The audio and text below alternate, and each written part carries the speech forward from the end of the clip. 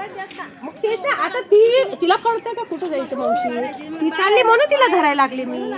आम्हाला कळतंय दोरी म्हणून आम्हाला नसतं जायचं, शिट्ट्या वाजतात आम्ही तिथे एक पाऊल नाही बोलतो, आम्हाला कळतंय की शिट्टी मावशी. ते नाही तिकडे जायचं नाही ना. हे सर्व कशासाठी जायचं नाही तिकडे. शिट्टी वाजल्यावर भय पटेल मावशी, मला घेऊन या. तू काढायची तर जाऊ ना. सर्व कायच्यासाठी आहे पण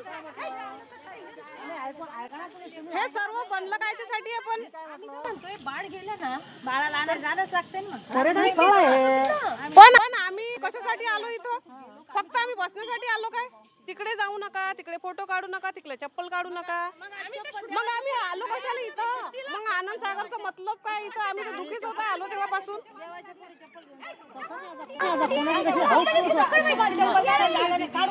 देवाची नाही, कुठं पण चप्पल नाही काढू देत आहे.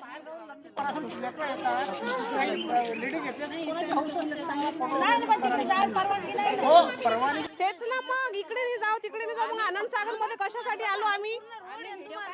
तो आनंद सागर नावाला आहे, आम्ही आलो इतकं इंटरेस्ट मध्ये आणि त्यांचे कामगार जातात, पण शेवटी काहीच नाही.